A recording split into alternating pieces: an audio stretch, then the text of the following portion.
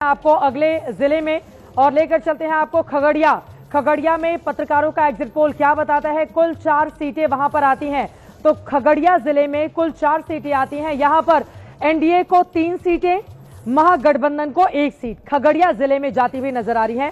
खगड़िया अपने आप में बेहद महत्वपूर्ण है। यहां पर दिग्गजों के बड़े बड़े रैली और रोड शो भी हुए थे। अब आपको लेकर चलते हैं मुंगेर। वहां पर भी हमने कौन बनेगा मुख्यमंत्री कार्यक्रम किया था। एनडीए 2 पर, कड़ी टक्कर 1 पर, महागठबंधन फिलहाल अभी इसमें खाता नहीं खुल रहा है। कड़ी टक्कर वाली सीटें अगर जीत लेता है तो खाता खुल सकता है। मुंगेर में कुछ लोगों ने मुंगेरी लाल के हसीन सपने भी देख रखे होंगे, किसका क्या होगा हाल ये देखना होगा। लेकिन फिलहाल यहां पर 3 में से 2 एनडीए और 1 पर कड़ी टक्कर।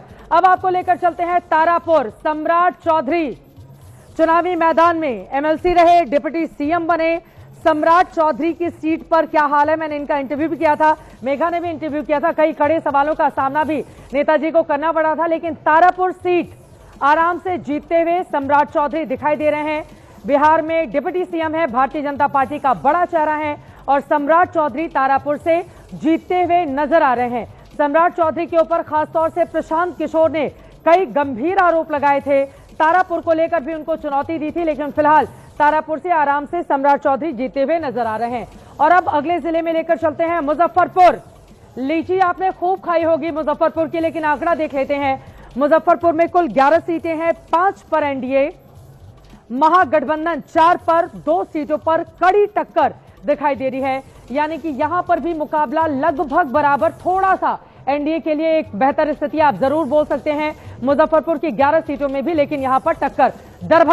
दरभंगा देखिए, यहां पर भी हमने कार्यक्रम किया था। 10 सीटें एनडीए 6 पर, महागठबंधन 4 पर, यानी कि यहां पर एनडीए के लिए थोड़ी बेहतर स्थिति जरूर है। हालांकि क्लीन स्वीप का बार बार दावा किया जा रहा था। दरभंगा में कुल 10 सीटें एनडीए 6 पर, महागठबंधन 4 पर अपनी बढ़त बनाए हुए है। वीवीआईपी इलाका भी है। अलीनगर से मैथिली ठाकुर को चुनावी मैदान में उतारा था भारतीय जनता पार्टी ने। अब उनका हाल देख लेते हैं, मैथिली के लिए स्थिति क्या है। तो यहां पर मैथिली फिलहाल अलीनगर से हारती हुई नजर आ रही हैं। चुनाव के ठीक पहले मैथिली ठाकुर को भारतीय जनता पार्टी ने अपना अंगोछा पहनाकर भारतीय जनता पार्टी ज्वाइन करवाया था।